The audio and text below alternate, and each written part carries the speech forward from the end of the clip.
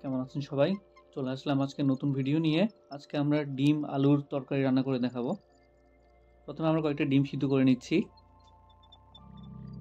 এরপর আমরা কয়েকটা আলু কিউব কিউব করে কেটে নিব। আমাদের আলুগুলো কাটা শেষ। এখন আমরা ডিমগুলোকে একটু ছিলে নিব। ফ্রাই প্যানে কিছুটা তেল নিয়ে আমরা 1 চামচ লবণ, 1 চামচ হলুদের গুঁড়া এবং 1 চা চামচ মরিচের গুঁড়া দিয়ে আমাদের আলুগুলোকে দিয়ে দিব। আলুগুলোকে ভালো মতো নেড়ে চেড়ে নিব এবং কিছুক্ষণ পর আলুগুলোর রং হালকা বাদামি হয়ে আসবে।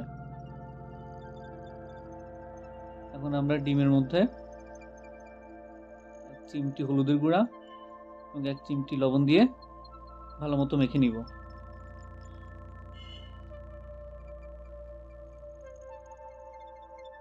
এখন আমরা আমাদের আলুগুলোকে ভেজে নিব।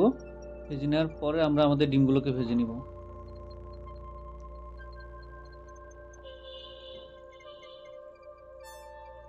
ডিমগুলো ভাজা হয়ে গেলে আমরা এখানে মরিচ এবং কুচি করা পেঁয়াজ দিয়ে ভালো মতো ভেজে নিব। আমাদের এটা ভুনা করা হয়ে গেলে আমরা পরবর্তী স্টেপে যাব। এখানে আমরা 1 চা চামচ আদা বাটা এবং 1 চা চামচ রসুন বাটাও দিয়ে দিচ্ছি। আমরা 1 চামচ হলুদ গুঁড়ো, 1 চামচ লবণ এবং 1 চা চামচ মরিচের গুঁড়োও দিয়ে দিব। আমরা কিছুটা পানি দিয়ে এবার ভালো মতো নেড়ে নিব।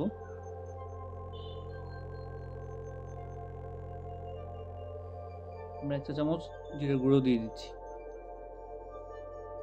ভালো মতো নেড়ে চেড়ে নিয়ে আমরা কিছুক্ষণ অপেক্ষা করব।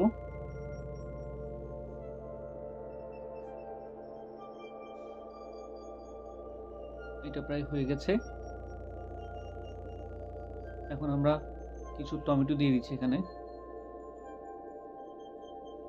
আমাদের ভাজি করা আলুগুলো দিয়ে দিলাম। এবার আমাদের ডিমগুলো এখানে ছেড়ে দিচ্ছি। ভালো মতো মেখে নিব নেড়ে চেড়ে। এবার আমরা কিছুটা পানি দিয়ে দিব। এটাই মূলত আমাদের টোটাল প্রসেস। এরপর আর তেমন কিছু বাকি নেই। আমরা কিছু ধনিয়া কুচি দিয়ে দিচ্ছি এখানে। তারপর ঢেকে দিয়ে আমাদের রান্না শেষ করার জন্য অপেক্ষা করব। আমাদের রান্না প্রায় শেষ। এটাই ছিল আমাদের টোটাল প্রসেস। সুন্দর একটা কালার হয়েছে এবং এটা রান্না করা খুবই সহজ। তো আমাদেরকে জানাবেন কেমন হয়েছে। দেখা হবে পরের এপিসোডে নতুন কোনো ভিডিও নিয়ে। ভালো থাকবেন।